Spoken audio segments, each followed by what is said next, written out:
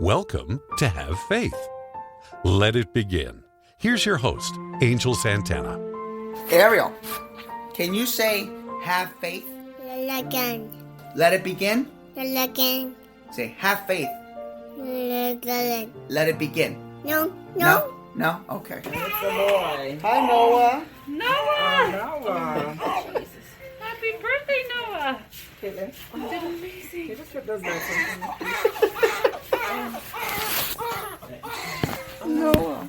Hello, everyone, and welcome to Have Faith, Let It Begin. Today is Wednesday, April 20th, 2022.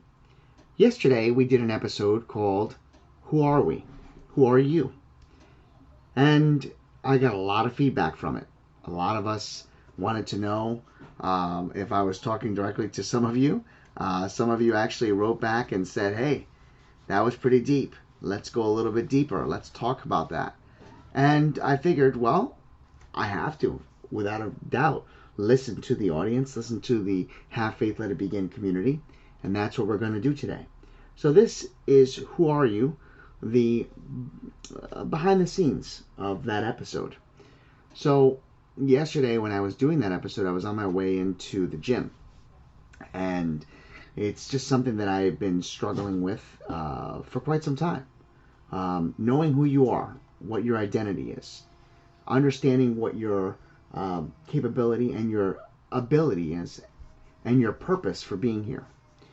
Quite often, I find myself sitting and just thinking about what I have to do in this world. What of the time that I have left, I don't know how much time I have left, and what is it that we can do to make a difference. And as I was riding into the gym, I started thinking about the whole process, about, when God created us in His image, were you living up to that expectation? And quite honestly, as you're learning who you are, no matter what age you are, as you're learning to understand who you are, so many things happen along the way. You have triumphs, you have failures, you have different things that will happen in your life that will alter or cloud your judgment and your decision making. But along the way, you start to lose something that is important. And I lost that person for quite some time. I lost who I was. I lost my identity.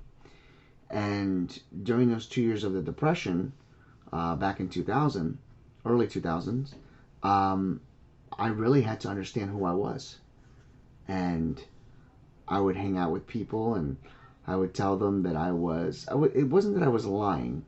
Let me be clear on that. It was more of I was hurting inside and I didn't want people to know that. So I would come across as if I was extremely happy and that my life was together. I was in debt and I would tell people that I was making good money. So I guess in a way, yeah, you can say it was a lie now that I think about it. But I just didn't want people to know the person that was hurting inside. Now, that can work so against you in so many ways, and it could have went south so many times. But I think, and I'm not making excuses because I don't think I was right, but I think for what I had gone through, it was the right decision to make because it allowed me to escape. It allowed me to escape all the hurt that was happening. Now, mind you, every time I would go home, that hurt would just reappear. But at least for the most part, to my recollection, in those 2 years of depression, while I was not at home, if I was at work or I was hanging out with my friends, I felt okay. I felt happy, even if it was short term. Now, I'm not advocating that you do this. I'm just sharing with you what it took. Now, what I learned from those years in my early 20s and what I know now, being 44 years old, is that you can't allow yourself to feel that way. I mean, when I say it like that, it sounds like I'm saying you can't, snap out of it, or suck it up, and that's not what I'm saying. what I'm saying is that you really have to gravitate to somebody and speak with them. And whether that's speaking to somebody that professionally or speaking to somebody you can trust, a pastor or anyone that you can relate to, because holding that in takes its toll. And even though many years later, when I met my wife, and I said in yesterday's episode, I was able to be who I wanted to be because I was comfortable, and I've never been uncomfortable since. And I've always been true to who I am. One of the things that happened to me is that it scarred me to the point where, even today I'll slip into a small type of depression where I'm thinking to myself, all right, I'm not having a good week, or I'm not having a good month, or I'm not having a good day. Maybe I should resort back to the way it was back in the 2000s, make up with a couple of ideas and tell people that I'm doing excellent or do this.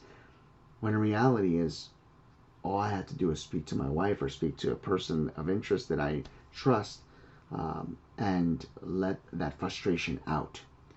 So where do we go from here, right? Where am I getting to? Yesterday we defined who we were. We defined what our identity is. Well, while you're looking for that, before you find that person, you have to really understand and identify where you want to be after you're locating yourself.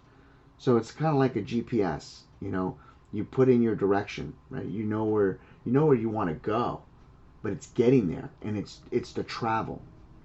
So my challenge to all of you is this: if you still have yet to find out who you are, if you are lacking your identity and thinking to yourself, who do I want to be? Who can I be?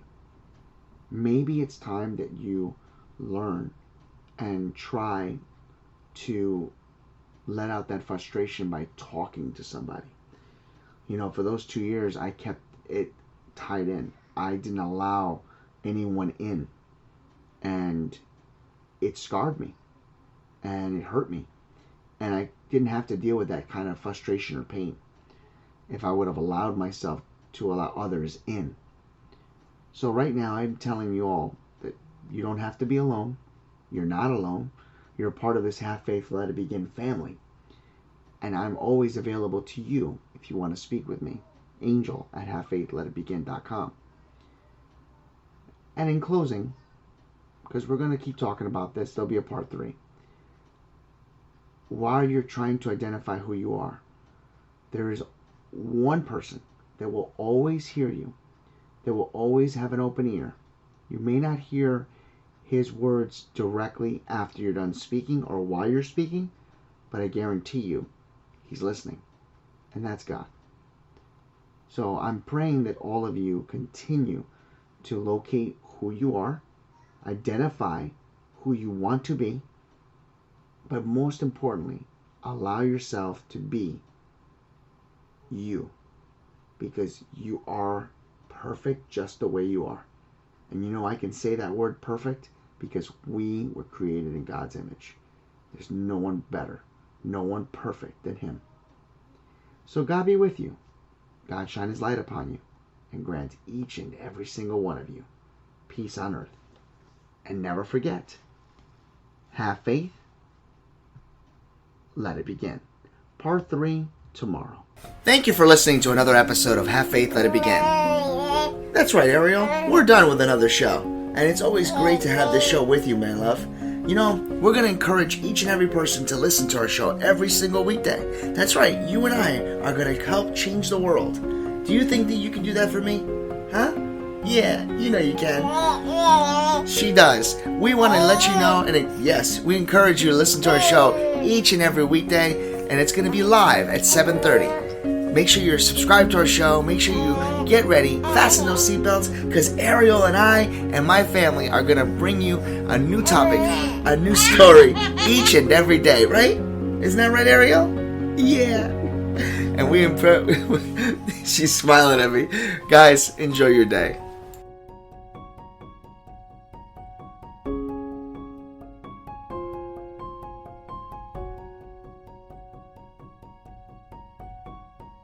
day.